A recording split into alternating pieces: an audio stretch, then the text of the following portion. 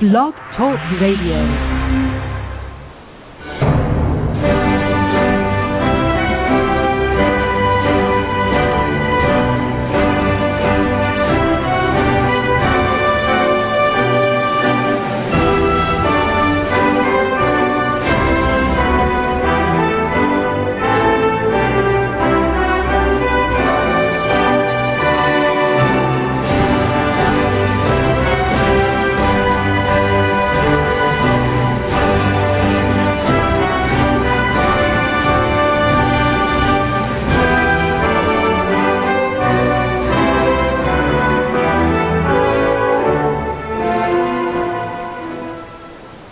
Meus amigos, estamos aqui de volta, como sempre começamos invocando a Santíssima Virgem Maria, o Santo Padre Pio de Pietrelcina, que roguem a Deus que nenhuma injustiça se cometa nesse programa. Queria avisar aqui a vocês que o Zé Nivaldo Cordeiro vai estar proferindo o curso Dom Quixote e a Ciência Política em São Paulo, nos dias 5, 12, 19 e 26 de março, segundas-feiras, das 20h30 às 21h30. Inscrições no site http://www.cedetonline.com.br. E também lembrar que logo que terminar esse programa começará o programa da professora Margarita Noyes e da Mariana Discacciati sobre homeschooling. Informações no site www. Começa aqui pelo Blog Talk Radio mesmo, né? E informações pelo site www.margaritanoyes, Noyes é N-O-Y-E-S, margaritanoyes, L-O-L.com. Então, esta semana, a notícia principal, sem dúvida, é a condenação do coronel Luiz Afonso Plastas em segunda instância. A condenação que recebeu do jornalista Eduardo Mackenzie. O Eduardo Mackenzie é um importante jornalista colombiano que mora na França. O título merecido de horror judicial, porque você lendo a sentença, realmente você não vê uma única prova, ele tinha uma única testemunha, e essa testemunha desmentiu tudo. Foi na procuradoria e fez uma declaração, porque eles tinham inserido no processo um memorial, um relatório dele, que teria sido encontrado no armário. Ele é um soldado, tem um armário dele no quartel, e que encontraram lá um relato dele dizendo que tinha visto o coronel Plastas levar uns prisioneiros para lá e sumir com os prisioneiros, e quer dizer, não era nem um depoimento direto, era um documento que foi encontrado. Passados 20 anos, o sujeito apareceu, o nome dele inclusive constava errado, tá certo, do processo. O sujeito apareceu dizendo: olha, essa letra não é minha, a assinatura não é minha, eu nunca vi esse coronel Plastas mais gordo, não tenho a menor ideia de quem ele é, o que ele fez, deixou de fazer. Essa era a única testemunha que tinha. Não obstante, ele foi condenado agora em segunda instância. Olha, isto é para aprender definitivamente que com esse pessoal comunista não há acordo, não é possível convivência democrática de maneira alguma. Quando é que vão meter isso na cabeça? Então, é o seguinte, eu não sei quando vai haver um governo de direita na América Latina, talvez daqui 50 anos, 60 anos. Mas quando houver, seja eleito por meios democráticos, seja por golpe militar, por revolução, por qualquer outro modo, a sua obrigação número 1, seus idiotas, e estou falando isso inclusive para aqueles militares brasileiros que hoje estão sendo perseguidos até agora, tá certo? E quando estiveram no poder não fizeram isso. A sua obrigação número 1 é educar o povo contra o comunismo, explicar o que foi o comunismo, explicar o que é essa gente, e criar a maior rejeição contra eles, uma rejeição tão intensa quanto se tem contra o nazismo. Hoje você sabe que nenhuma pessoa pode ser nazista em público, né? Se a gente se titular nazista, bom, imediatamente todo mundo sabe que fica louco e ninguém mais leva a sério. A mesma coisa tem que ser feita com o comunismo. Agora, os militares brasileiros tiveram no poder 20 anos, ninguém até então tinha tido tanto poder quanto eles, não disseram uma palavrinha contra o comunismo. Eles faziam propaganda contra a guerrilha, contra a violência, etc, etc.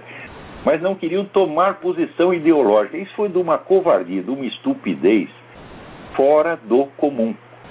Né? Então, não quiseram fazer a propaganda contra os comunistas, muito bem, os comunistas estão fazendo propaganda contra vocês até hoje, inventando história, inventando mentira. Aqui mesmo esse caso de torturados, né? Vários casos que eu examinei são obviamente falsos, eu não posso dizer todos, mas eu sei que o Brasil chegou a ser no máximo 2.000 prisioneiros ao longo de 20 prisioneiros políticos ao longo de 20 anos, e já tem 16.000 pessoas recebendo indenização. Quer dizer, alguma coisa errada tem. Mas vários casos dessas pessoas que se dizem vítimas da ditadura, ou que aparecem com denúncias contra a ditadura, eu examinei, são obviamente falsos. Inclusive tem aquele sujeito que diz que ele era um soldado naquele tempo, e o comandante mandou ele queimar uma pilha de papéis comprometedores, e ele diz, eu não tive tempo de queimar, então eu enterrei. Agora, faça as contas de quanto tempo você precisa para acender um fósforo e para abrir um buraco de 2 metros para esconder um monte de papel. Quer dizer, como ele não tinha 2 segundos para acender um fósforo, ele ficou 4, 5 horas lá fazendo um buraco. Quer dizer, o sujeito ele aparece para fazer um depoimento desse, está escrito na testa, assim, vigarista. Hein? E, no entanto, esse depoimento foi aceito por essas comissões, as comissões da verdade e outras coisas parecidas. Então, não que a ditadura não tenha cometido crimes. Cometeu, e daí os caras que cometeram devem ser punidos. Mas acontece que isso aí virou uma indústria. Agora, a dona Dilma, da qual eu não esperava nenhuma outra conduta, tá certo? Diz o seguinte, que o Brasil continua neutro e que a política de não intervenção nos assuntos internos de Cuba. Então a pilha, tá certo, de denúncias de abuso de direitos humanos que o governo brasileiro tem recebido sobre Cuba, é tudo jogado no lixo. E agora vai visitar Cuba, trocar beijinhos lá com o seu Raul Castro, tá certo? Diz, não vamos tocar nesses assuntos que são tão desagradáveis, porque essas denúncias não devem ser usadas para combate político e ideológico. Como não, sua filha de uma puta, sua mentirosa vagabunda? Vocês usam isso como instrumento de combate político há 40 anos no Brasil. Agora, no caso de Cuba, não pode. Quer dizer, Cuba tem o direito de matar quem quiser, prender quem quiser, torturar quem quiser. Tá certo? Casos mais do que comprovados, quer dizer, o número de vítimas do governo cubano sobe a 100 mil, segundo o arquivo Cuba. Quer dizer, num país que tem uma população 16 vezes menor do que o Brasil, teve 50 vezes mais vítimas, tá certo? 50 não, muito mais. Então, e aí não pode usar para combate político e ideológico. Você viveu de quê? A sua vida não é um combate político e ideológico baseado inclusive na sua suposta tortura, jamais comprovada, porque prova de tortura no Brasil é o seguinte, aparece 2 comunistas, entendeu? Eu vi ele ser torturado, e o outro diz, eu vi ele ser torturado. Pronto, isso é mais que suficiente. Eu nunca vi uma porra de um exame de corpo de delito. Agora, exame de corpo de delito de vítimas de tortura em países comunistas são milhares. Inclusive o caso do pastor Richard Wurmbrand, que foi examinado por uma comissão da ONU em público, mostrando as cicatrizes, marcas de tortura sofridas durante 16 anos. Cadê o seu exame de corpo de delito, dona Dilma? A sua prova de tortura foi outro que comprovou, e a senhora comprovou dele. É sempre assim. Agora, como é que não pode usar como instrumento de combate político e ideológico? Se vocês vivem disso, o PT vive disso, esse governo vive disso. Agora, esses apelos dramáticos o curioso é que prisioneiros políticos cubanos continuam apelando ao governo brasileiro. Até surgiu a história de que aquela... Como é que chama aquela mulher? Aquela blogueira? Ioani Sanches. Quer pedir asilo político no Brasil? Então já aparece Marco Aurélio Garcia. Sim, só pode pedir exame político, só que daí a senhora vem para cá, a senhora vai ter que se abster de qualquer atividade político-jornalística, tem que ficar quietinha no seu canto. É isso? Agora, quando o Brasil recebe um desses militantes comunistas ou terroristas, assassinos, como esse italiano, Cesare Battisti, ele não precisa ter atividade política nenhuma. Por quê? Porque o PT organiza atividade de propaganda em torno dele. Então vamos ver se a Ioani Sanches vai para o Brasil e o pessoal conservador começa a organizar, né, festinhas e entrevistas, etc, etc. Então, a própria pessoa não precisa, por si mesma, fazer nenhuma propaganda que os outros fazem em torno dele. Agora, isso vale para o Cesare Battisti, vale para qualquer vagabundo das Farc que, por acaso, algum cara da Polícia Federal, por engano, prende um cara das Farc, o governo imediatamente liberta, o cara fica vivendo no Brasil, tá certo? Com direito a asilo político, emprego, né? Tem emprego para a mulher, emprego para os filhos, tudo, e todo mundo fazendo propaganda comunista em torno do cara. Quer dizer, é coisa de uma sem-vergonhice que comprova mais uma vez, fala, gente, não tem diálogo com comunistas, quando é que vocês vão entender isto, porra? É? Você vê que no Brasil, os partidos, né, quando acabou o regime militar, todo mundo, não, agora nós vamos ter a democracia, tá certo, os partidos vão se revezar no poder, e vai ser tudo normal. Eu digo, não vai acontecer isso. O que vai acontecer é que os comunistas vão ocupar todo o espaço como de fato ocuparam. Né? Destruíram todos os seus inimigos políticos na base da chantagem, na base das falsas denúncias, na base da propina, tá certo? E não sobrou ninguém, só sobrou eles. Né? Então, o que sobrou de oposição no Brasil é esses tucanos que não falam absolutamente nada. Você não vê em campanha eleitoral, você vê alguém mencionar a parceria PT-FARC, você vê alguém mencionar o caso do Celso Daniel, você vê alguém mencionar o caso do prefeito de Campinas? Não! Esse seu Zé Serra, eu lembro que na eleição de, não nessa última, outra, né? Eu fiz chegar até a mão dele um relatório desse tamanho, tá certo? Sobre o negócio das Farc, através de um assessor dele, assessor e amigo dele, digo até o nome, Denis Rosenfield, né? Então, chegou na mão dele. E até o último dia dos debates ficam esperando o cara mencionar aquilo. Chegou na última pergunta que ele tinha que fazer pro Lula, ele fez uma pergunta sobre tarifa de ônibus. Hã? O que pensar de um sujeito desse?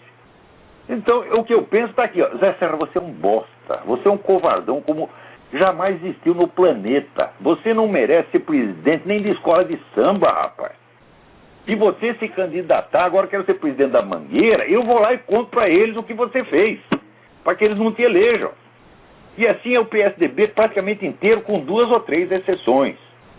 É isso. Tem 2 ou 3 pessoas lá que são pessoas de valor. O resto é tudo covarde, aproveitador, boiola, porra. Então, quando vocês chegam no poder, vocês não querem briga com comunistas, vocês querem abstenção ideológica. Mas olha, escuta, você pensa assim, uma briga em que um sujeito quer bater e o outro não quer fazer nada. Quem vai apanhar? Olha, eu me lembro que isso já me aconteceu. Eu, na minha juventude, fui muito brigão, briguei muito. E, às vezes, batia, às vezes apanhava. Mas tem uma vez que eu apanhei feio. Sabe por quê? Era um sujeito que eu precisava de um favor dele. Então, eu não queria brigar. E o sujeito dando porrada e eu, não, peraí, tentando dialogar. O que é mesmo? Não tinha jeito, né? Então, isso acontece. A vida é assim, você está entendendo? Porque se você não quer brigar, você vai só apanhar. Você tem a opção, você pode brigar, e daí você bate um pouco, apanha um pouco. Agora, se você não quer brigar, tá certo? Então você vai só apanhar. É uma questão de divisão do trabalho. Um bate, o outro apanha. Isso é inteiramente justo. Tá certo? Agora, no meu caso, ainda tinha eu precisava desesperadamente de um favor. Não é que ele tinha me dado uma propina, não, ele me deu a propina, então eu não posso brigar, tem que deixar ele bater. Não foi assim, porra.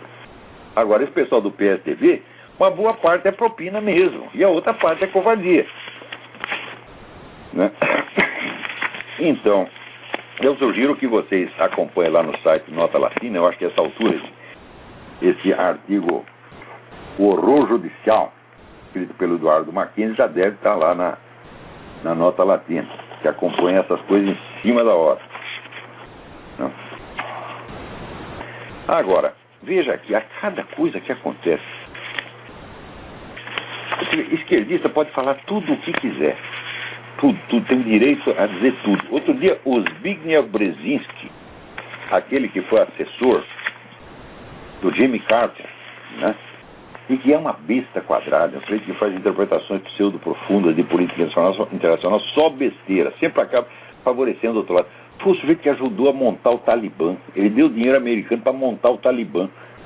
Quer dizer, é aquele negócio, eu lembro aquela expressão do Anthony Sutton, né? É o melhor inimigo que o dinheiro pode comprar. Ela comprou o inimigo, que nem o Obama está comprando um monte de inimigo agora. Então, esse sujeito que deveria ficar quieto pelo resto da sua vida, outro dia abriu a sua boquinha para dizer o seguinte: não existe paz no Oriente Médio porque os judeus soltaram propina para a mídia americana. Hã? O que? A mídia americana só desce cacete em judeu, porra. Hã? Inclusive, cara que é judeu. Sulzberger, os caras do New York Times são judeus, e daí? Só desce cacete em Israel. Não é porque o cara nasceu em família judaica que ele vai ser fiel àquilo. Onde já se viu isso aí? Porra, você tá aqui há 70 anos, a moda no mundo é cuspir no pai, cuspir na mãe. Então se o cara nasceu judeu, mais um motivo para ele falar mal. Tá certo?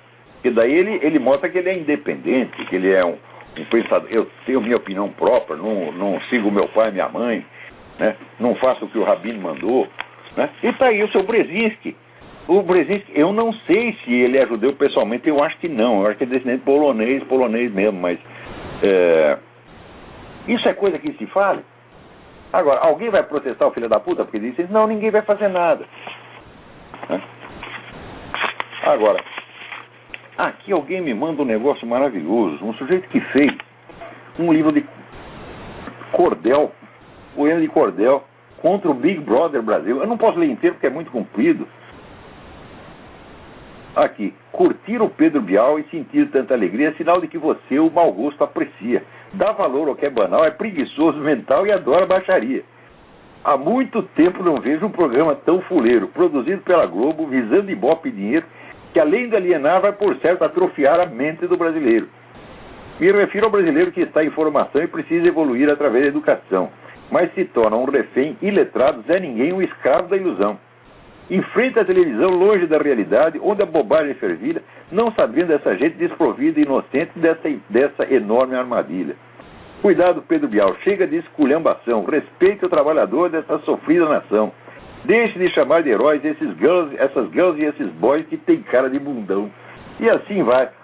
Antônio Barreto, cordelista natural de Santa Bárbara, Bahia, residente de Salvador. Parabéns, Antônio Barreto, isso é uma maravilha. Isso aí devia ser distribuído em todas as escolas do Brasil. Outro dia esse programa mostrou um estupro e todo mundo achando lindo, é? Então, nada no Brasil se faz sem a Rede Globo, que chega a ter 70% da audiência, que é um fenômeno que você conta aqui para o americano, eles acham que você está mentindo.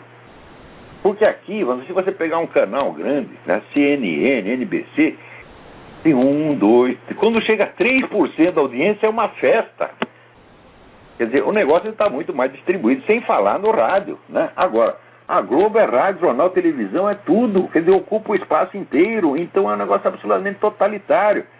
E aquilo é uma elite, umas 20, 30 pessoas. 20, que elite? Chamar de elite até elogio. Né? É um grupo de 20 ou 30 pessoas que determina o que o brasileiro vai pensar, o que vai imaginar, o que vai sentir, e molda as opiniões assim em linha industrial. Né? Então, como é que pode ter um fenômeno desse? Hoje eu vejo que o velho Leonel Brizola tinha razão quando falava da Rede Globo. Ele falava contra esse monopólio, ele tinha toda a razão. Né?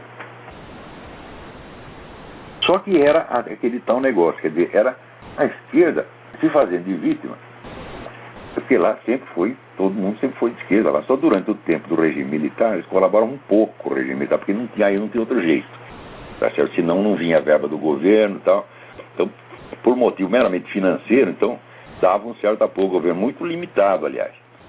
Mas depois o negócio ficou infestado de esquerdistas, então os esquerdistas dominavam a mídia e em seguida gritavam contra o monopólio da mídia. Eles mesmos. Né? Eu lembro que quando eu era jovem, tinha um amigo que gostava de, quando ia bater em alguém, ele se trancava num quarto e ele enchia o sujeito de porrada e ele mesmo gritava, ai, socorro, não me bata mais, tá? Você pensa, ele está se ferrando lá dentro. Daqui a pouco saía ele inteiraço, o outro estava lá no chão. Então o pessoal da esquerda faz a mesma coisa, né? Agora, aqui, né, alguém me manda um negócio sobre o projeto de regulamentar a profissão de filósofo no Brasil. Né? Olha, eu lhe digo que eu não serei prejudicado por esse projeto. Mas, de qualquer modo, a ideia é muito imbecil. É só no Brasil que pode ter um treco desse, porra. Né? Porque a atividade de filósofo não corresponde a nenhuma atividade profissional. Né? Eu sei que ensinar filosofia pode ser. Bom, ele escreveu livro de filosofia, ainda pode ser. Mas a filosofia em si mesma não corresponde a nenhuma atividade. Como é que você ia remunerar Sócrates? Como é que você ia regulamentar o que Sócrates faz? Sócrates não escreveu um livro, Sócrates não deu aula em nenhuma escola, ele simplesmente conversava com as pessoas. Quer dizer, ser filósofo é você ter uma filosofia, quer dizer, você ter examinado uma série de problemas, você ter o que dizer sobre ela.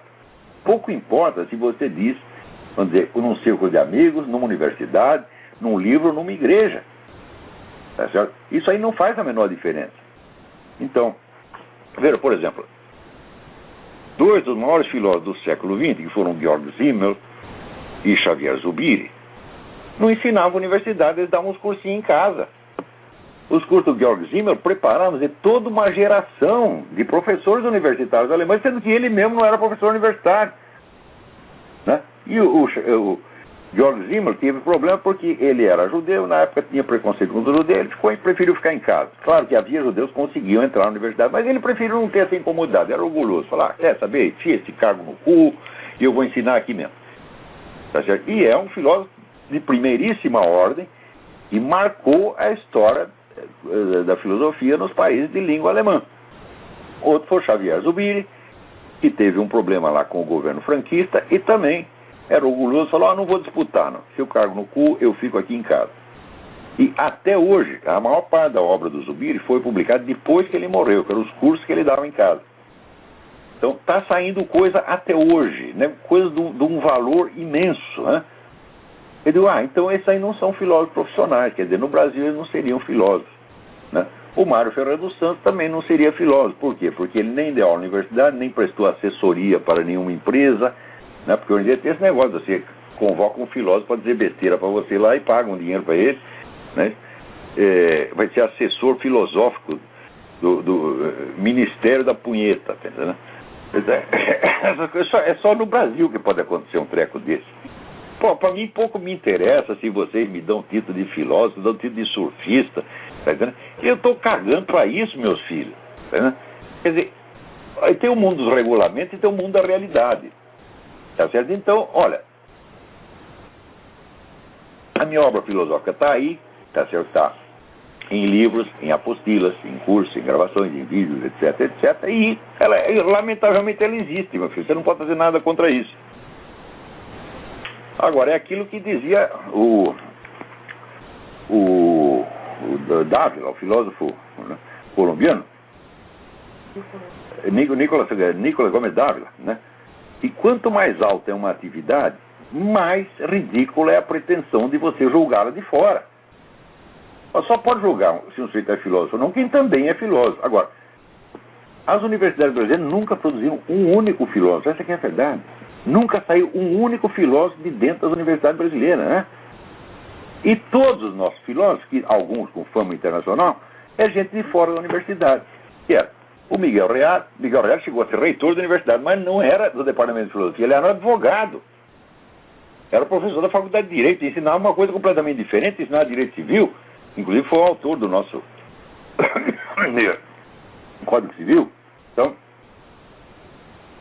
e ele, nas horas vagas, ele criou o Instituto Brasileiro de Filosofia, que publica a Revista Brasileira de Filosofia, publicou durante 40, 50 anos, que é a única publicação filosófica respeitável do Brasil, respeitável com uma vida contínua ao longo de muitas décadas. Então a história da filosofia no Brasil está na Revista Brasileira de Filosofia, no Instituto Brasileiro de Filosofia, não está na USP.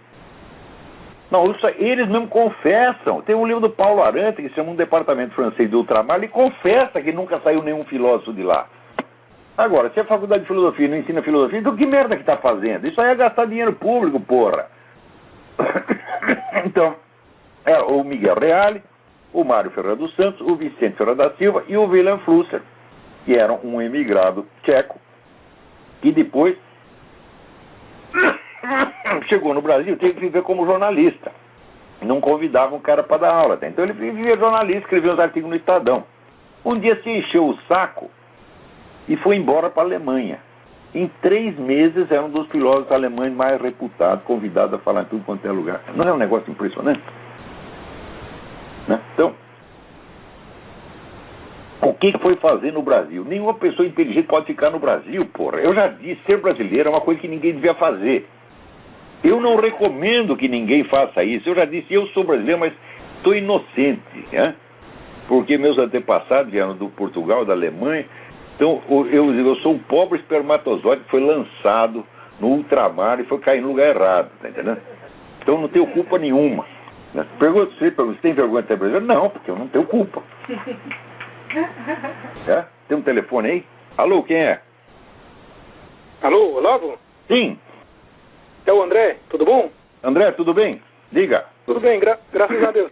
Olavo, eu queria te perguntar se o senhor já leu o último livro do Pascal Bernardin, Le Crucifixion de Saint-Pierre. Sim, é um livro muito... Olha, é ler e chorar. É ler e chorar, porque mostra o que está acontecendo na Igreja Católica, é uma coisa assim medonha. Então, medonha. É a crucificação de São Pedro. Eu queria falar antes, né, perguntar sobre o livro antes, porque eu li um resumo, mas, assim, parece que ele fala do sincretismo, né, que entrou dentro da Igreja Católica, essa coisa do gnosticismo, panteísmo, aquela salada de fruta, né, que põe tudo dentro do liquidificador e vira uma lavagem, né. Mas pelo resumo que eu li aqui, eu não sei, dá a entender que ele não fala, parece que ele não fala sobre o comunismo, né, no livro, não sei se... Não, a perspectiva dele não é essa ali, é internamente o que está acontecendo na igreja. É uma descrição do que acontece dentro da igreja. Ele não está nem sondando causas, tá certo? Mas eu acho o livro muito importante como documentário. Pascal Bernardin não abre a boca para falar coisas que não estejam muito bem documentadas. Ele não é um cara que vai se interpretar, fazer análise profunda. Não. Ele junta documentos e diz, olha, está acontecendo isso, mais isso, mais isso, mais isso. Como ele fez, vamos dizer, da educação no livro Maquiavel Pedagogo, e como fez sobre o caso da nova ordem mundial no livro Império Ecológico. É quase tudo. Professor, mas com relação a esse livro aí, Maquiavel Pedagógico, eu li esse livro e fiquei assustado. A coisa é tenebrosa, é desesperadora, né? É horrível. Ele mostra que todos os métodos pedagógicos que estão sendo aplicados, vamos dizer, por molde da ONU, no mundo, praticamente no mundo inteiro, tem 2 ou 3 países que não são afetados, mas em geral os outros são, não tem nada a ver com aprendizado. É tudo engenharia comportamental, para criar o cidadãozinho bem comportadinho da nova ordem mundial. Cidadãozinho correto. É só isto, porra. E daí as pessoas meus filhos estão ficando burros. Porque no mundo inteiro está acontecendo isso. A educação está em crise no mundo inteiro. Claro que não chega, vamos dizer, ao nível brasileiro. Quer dizer, o Brasil é campeão absoluto. Quer dizer, a nossa educação é a pior do mundo. Se você for na Zâmbia e na Serra Leoa, não está acontecendo coisa igual. Mas agora, a educação está caindo. Aqui nos Estados Unidos está caindo. Eu recomendo a vocês o livro da Charlotte Iserbyt. Iserbyt escreve Y-S-E-R-B-I-T.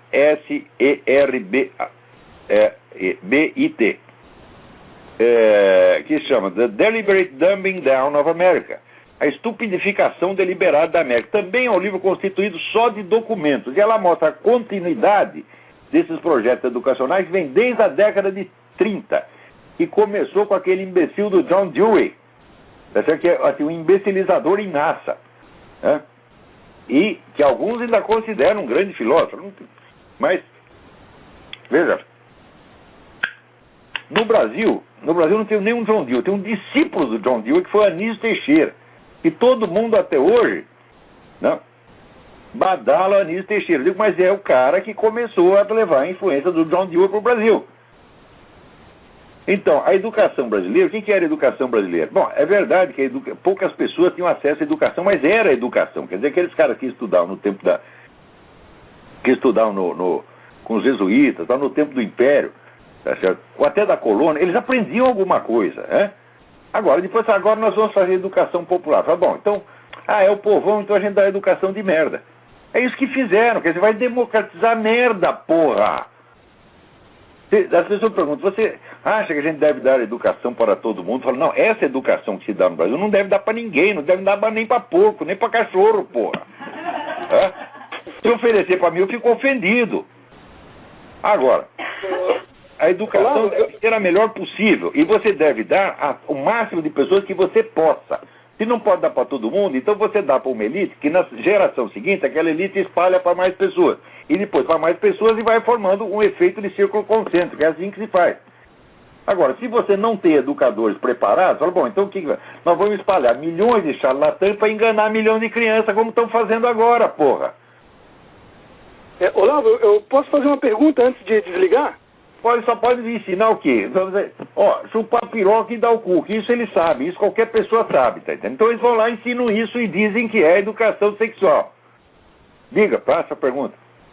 Sim, rapidinho, mudando completamente de assunto, com relação ao Islã, né, uma pergunta, fazendo umas reflexões, mas não sei se eu pensei da forma correta, né?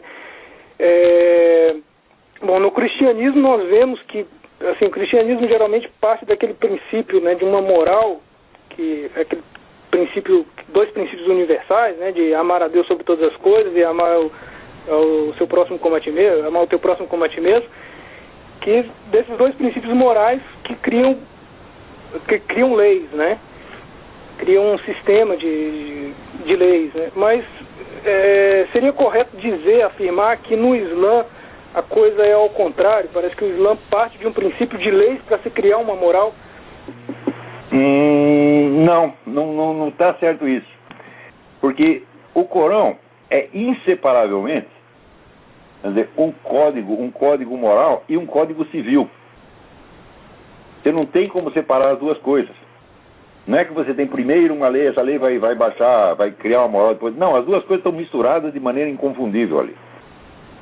O que faltou ali no Corão é o código político, o direito constitucional.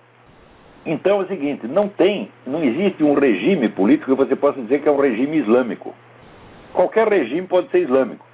Então, o resultado, há 1400 anos eles têm um regime de merda, né? Porque eles só sabem fazer o que está no Corão. Como o Corão não ensinou nada sobre o regime político, então eles fazem a merda que eles podem, tá certo? E daí todo mundo acha que aquilo é muito corânico. Quer dizer, o cara faz lá um regime comunista, ele diz, isso aqui está de acordo com o Corão. Fala, o Corão não falou nada contra isso, então pode. Né? O outro faz uma monarquia absoluta que espalha propina para todo mundo, diz, isso aqui está no Corão. O Corão não falou nada contra, então vale. Então, o Corão é um código civil e um código moral ao mesmo tempo. Não existe... Olha, o Antigo Testamento tem alguns elementos disso, de código civil também, né? O Evangelho não tem. Então, o próprio conceito de religião, como nós entendemos aqui, religião é um dos conceitos mais ambíguos e fluidos que existe no mundo, porque a palavra árabe que se usa, que se traduz como religião, din não é uma religião, din é uma lei. Tá certo? E é uma lei que, em princípio, segundo o próprio Corão, é obrigatória para toda a humanidade. E, agora, aqui no contexto cristão, a religião não é uma lei, a religião é um caminho de salvação. É uma coisa completamente diferente, é uma coisa que não é para este mundo. E que tem uma séria dificuldade de se adaptar a esse mundo. Você vê que as relações entre a igreja e o Estado, ao longo de 2000 anos da história do cristianismo, foram uma confusão, uma fonte de conflito sem fim. Também por quê? Porque no Evangelho não está escrito nada a esse respeito. Então, você não tem nem um código constitucional, nem um código civil. Você tem apenas a lei moral, que visa o quê? Presta bem atenção. A lei moral visa a salvação da alma, não visa a sua conduta neste mundo. O Evangelho não ensina como você organizar a sociedade, como que deve ter uma sociedade mais produtiva, a sociedade justa. Não, o Evangelho é alheio a isso. Ele está apenas interessado na salvação da sua alma, meu filho. Então, como é que você vai fazer? Por exemplo, tem muita gente que diz, não, nós temos que criar uma sociedade cristã, um Estado cristão. Fala, como? Eles estão tentando há 2000 anos, nunca conseguiram. Foi sempre o rolo. Quer dizer, a igreja cria um Estado, por exemplo, a igreja criou o Império. Pegou Carlos Magno, botou Carlos Magno, imperador cristão. Bom, esse imperador era muito cristão. Quando chegou os filhos dele, já virou esculhambação, porra. quer dizer, não, esse negócio de sociedade cristã, Estado cristão, eu falo, isso não existe, isso é utopia, tá certo? O que tem que ter é pessoas cristãs, tem que ter uma massa de gente cristã, uma cultura cristã, isso sim. Quer dizer, a igreja tem que ser hegemônica na cultura, porque essa é a sua função, de ser mãe e mestra. Não governante, porra. Então não adianta nada você fazer leis cristãs. Isso é besteira, meu Deus do céu, porque o que determina a conduta da pessoa não é a lei que está escrita, é a cultura. Então, quando a igreja tem a hegemonia cultural, então a sociedade é cristã, o pessoal vai agir de maneira cristã. Agora, você fazer lei inspirada no cristianismo é besteira, só serve para violar. E para reforçar o poder do governante com a autoridade da igreja. E depois vai se prevalecer para ferrar com a igreja mesmo. Então, olha, tem muito pensador cristão aí que ficou perdendo seu tempo com esse negócio de Estado cristão, sociedade cristã, legislação cristã, tudo isso só deu merda. Então, quando Cristo disse, meu reino não é deste mundo, ele quis dizer exatamente isso. Nós não estamos aqui para governar, nós estamos aqui para ensinar. Porque se o povo tem a mentalidade cristã, então, e o governante baixa uma lei anticristã, eles simplesmente não vão obedecer. Que nem fizeram aqui. Aqui eu até esqueci o nome do cardeal, coisa maravilhosa. O governo aqui baixou uma lei que toda organização de caridade é obrigada a fornecer remédios abortivos. E senão, não vai ter dinheiro do governo. O cardeal falou, nós não vamos obedecer. É muito simples. Isso é a resistência civil. Não obedece, porra. Parece que o pessoal... Hoje em dia o pessoal não entende o que é desobediência civil. Fala, não vou obedecer essa lei. Eu lembro que no tempo do governo militar, o cara da associação da Federação das Indústrias, o falecido Teobaldo Denigres, o governo baixava o imposto, ele ligava diretamente para o presidente Costa Silva. Nós não vamos pagar essa merda. O que acontecia? Ia preso? Não. O pessoal desaprendeu a desobedecer, meu Deus do céu. Hoje em dia todo mundo é boiola. Tem outro telefone? Alô? Alô? Alô, quem é? Alô? Oi, Josmar do Rio Grande do Sul. Como é? Josmar do Rio Grande do Sul. Josmar, tudo bem? Tudo bem. Olavo, eu tenho aqui a coleção da História da Civilização de Will Durant. Sim. Vale a pena ler isso? Vale. O Will Durant era um cara de inclinação socialista, mas um homem muito honesto e um historiador de gênio. Que bom. O empreendimento de fazer vamos dizer, uma história universal é uma coisa que nenhum historiador profissional toparia. Mas o Will Durant não era um escritor, ele era um escritor, não um historiador de profissão, não era um professor de história, então conseguiu escrever essa coisa. Era aquele negócio, eu sei que não sabia que era impossível, então ele fez. É uma obra maravilhosa, para dizer o mínimo. Ele tem uma história da filosofia também bem menor, bem... fez uma espécie de diálogo entre filósofos. Eu não levo aquilo muito a sério, não, mas a história da civilização é uma obra magna. Aí, Olavo, uma outra questão. Você vê algum fundamento nessa mística em torno do fim do mundo aí, que vai ao encontro do governo mundial e tal? É o seguinte, o negócio de fim do mundo, a igreja considera anátema você sondar o tempo do fim do mundo. Por quê? Porque quando perguntaram isso para Jesus Cristo, ele disse, eu não sei, só Deus Pai é que sabe. Eles o cara quer ser mais esperto que Jesus Cristo, pô. Ele já falou, eu não sei, eu mesmo não sei. Note bem, vamos pensar um pouco. Jesus Cristo, a segunda pessoa da Santíssima Trindade, ele é o Logos Divino, ele é a inteligência de Deus. Deus Pai é o poder de Deus, é a vontade de Deus. Ora, se a inteligência não sabe, quer dizer que não foi um negócio planejado, é uma decisão livre de Deus Pai, que pode acontecer a qualquer momento e não tem data certa. Não tem uma razão lógica compreensível. Quando Deus Pai fala é agora, é agora. Jesus Cristo não vai nem discutir, quer dizer, a inteligência não vai interferir na decisão da vontade. Então, isso aí é inútil sondar. É inútil, e segundo a igreja é anátema, é um pecado gravíssimo você fazer isso. Então, eu não quero saber se o fim do mundo vai ser daqui 5 minutos, por quê? Porque eu só posso morrer uma vez, Se eu for morrer sozinho ou morrer junto com todo mundo, que diferença vai fazer? Ou alguém espera ficar vivo para ser o fim do mundo, porra?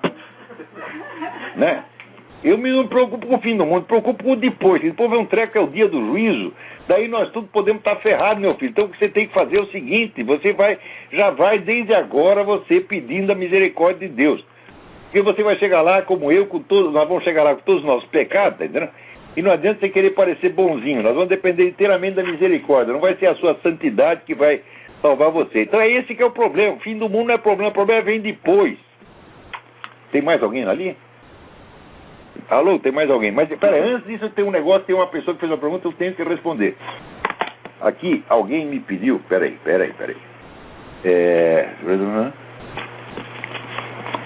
Tá aqui, isso é muito importante. Aqui, o César Maltês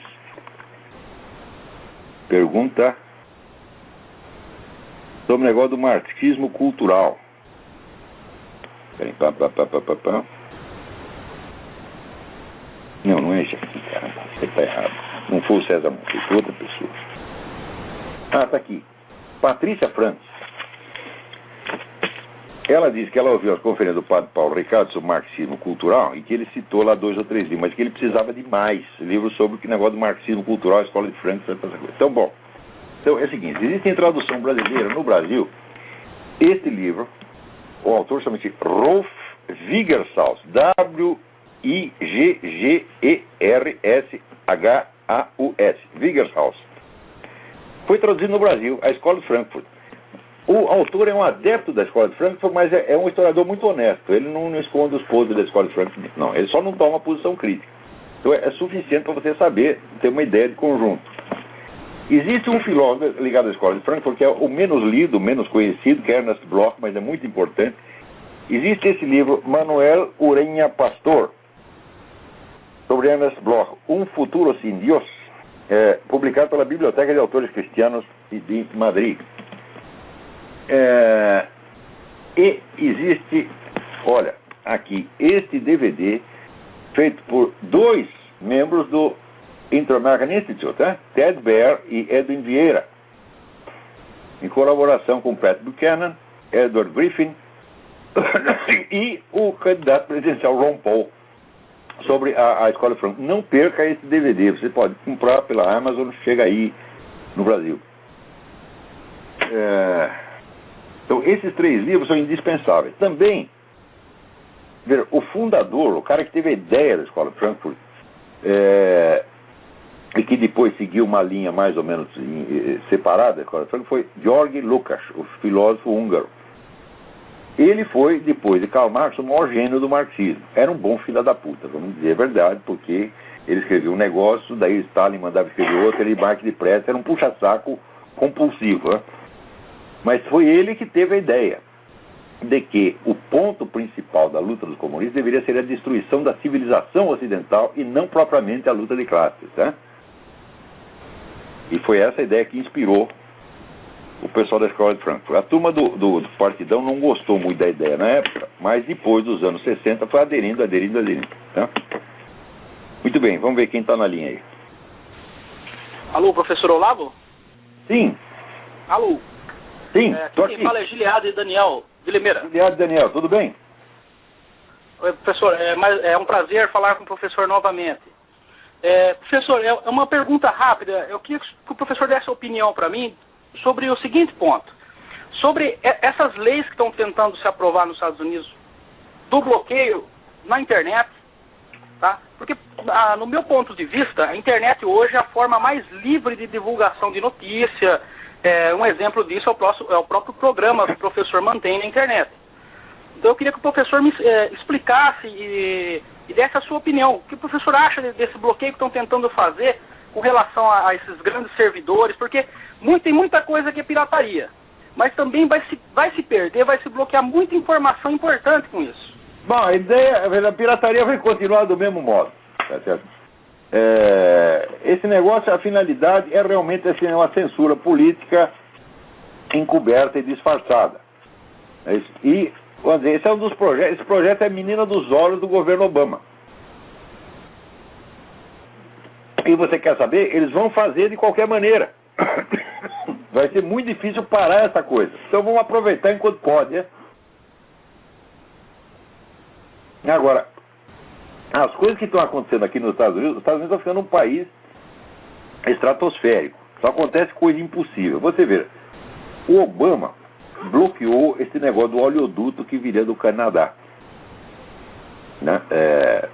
Ia criar de cara, quer dizer, além de você economizar transporte, etc, etc, né? E ter um fornecimento de combustível mais à altura das necessidades do país, ia criar imediatamente 85 mil empregos altamente remunerados. O Obama bloqueou o negócio. Bom, acontece o seguinte, acontece que não tem oleoduto, então quem que vai trazer o petróleo?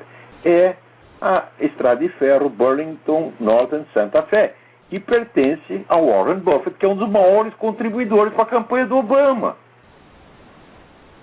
Isso aí normalmente daria impeachment na mesma hora, porra, porque isso é claro que é um favorecimento ilícito, porque não tem nem meio motivo para você bloquear o negócio do oleoduto. O oleoduto vai prejudicar a ecologia. Outro dia eu vi uma foto aqui que tinha um oleoduto na neve e 2 ursos caminhando em cima do oleoduto, né? Quer dizer, não fez mal nenhum aos ursos, né? Então, quer dizer, esse negócio ecológico está sendo usado há anos para estrangular a indústria americana, porra. Então, vamos dizer, é fundamental você demolir a economia americana, que o Obama destrói a economia americana, primeiro, através do endividamento. Ela acabou de elevar de novo o teto da dívida para mais 1 trilhão, porra. Né? E ainda tem pessoa que desconfia que ele está fazendo isso por engano, que ele está muito bem intencionado e que ele quer o bem do país, só que, coitadinho, ele está enganado. Aí eu lembro aquela famosa frase do Joe McCarthy, né? Se fosse por engano, bom, o engano às vezes deveria nos favorecer, por que o engano é sempre do nosso cu? Né? Então,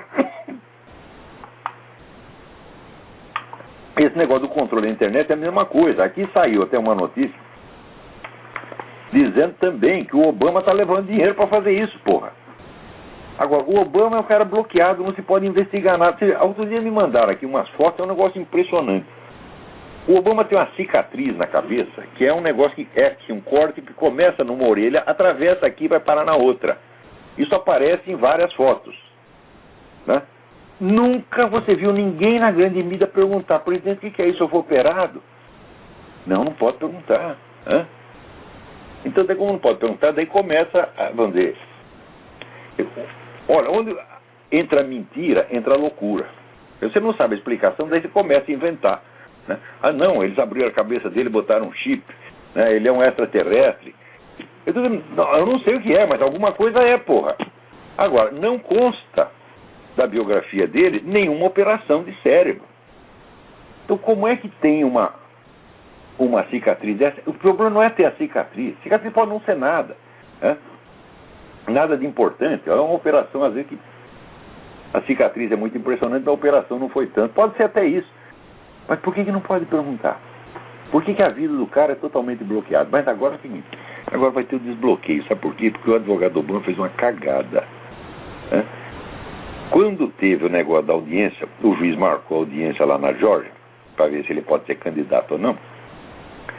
O advogado dele mandou uma carta dizendo que não ia participar, mas anexou a carta uma cópia da certidão de nascimento que eles tinham publicado no site da Casa Branca.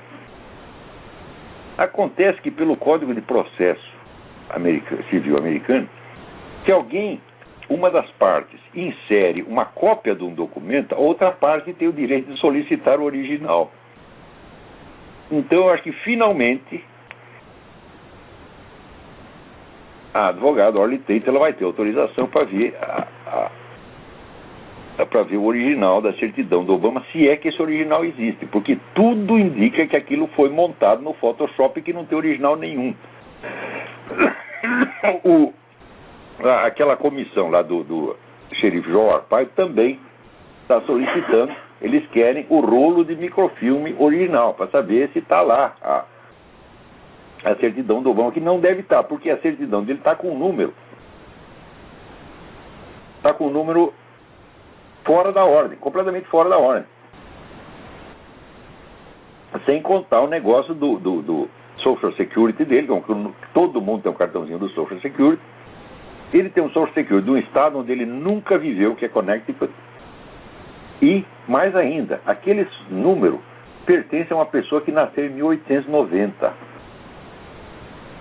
Quer dizer, duas pessoas não podem ter o mesmo número Social Security. Não tem isso, não tem repetição. Então, o Social Security é falso. O Social Security é falso, a certidão de nascimento é falso, o Obama é falso. E, no entanto, não se pode perguntar.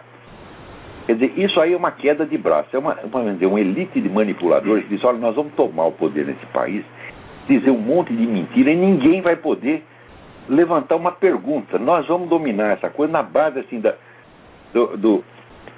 é o blefe dos blefes. Eu duvido que tudo isso não seja planejado. Porque você vai dizer que a Comissão Eleitoral do Partido Democrático não sabia que o pai do Obama era estrangeiro? Porra! Ou não sabia que a Constituição aqui exige que, para ser cidadão nativo, seu pai e mãe sejam cidadãos americanos? Todo mundo sabia. O próprio Obama assinou isso, porra, quando estava investigando o John McCain.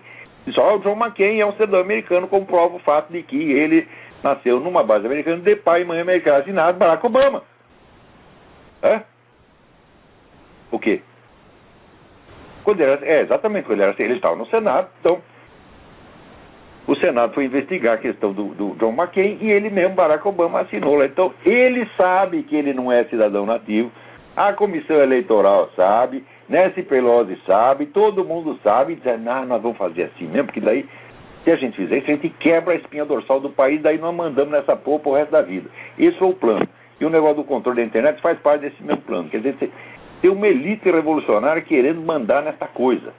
Essa elite do Partido Democrata, mais George Soros, tá certo?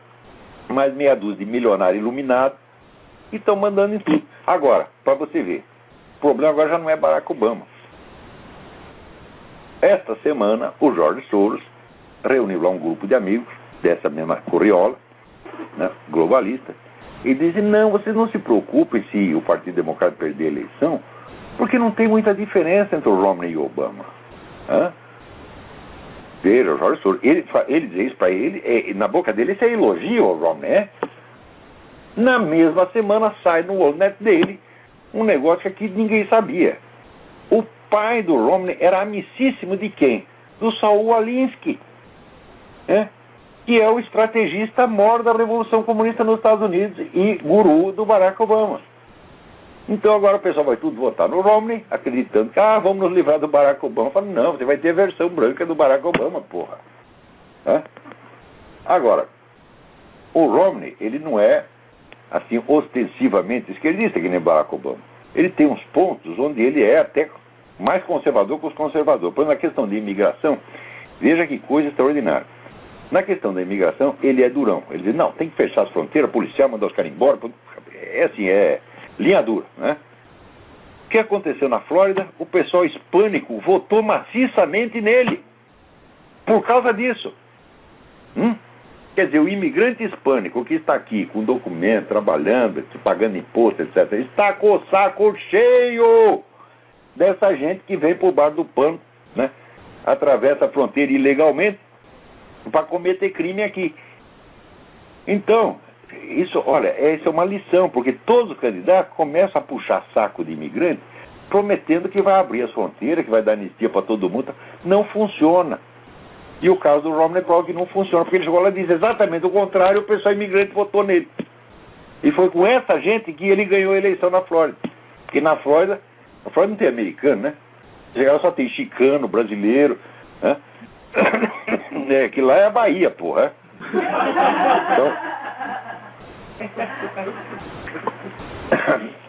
Então, bom, pelo menos nessa questão da imigração, o Romney pode fazer uma boa política, espero que faça mesmo. Mas, na questão da defesa, etc., olha, o homem é perigoso. Então aí, acho que o nosso tempo acabou. Então, até a semana que vem. Muito obrigado.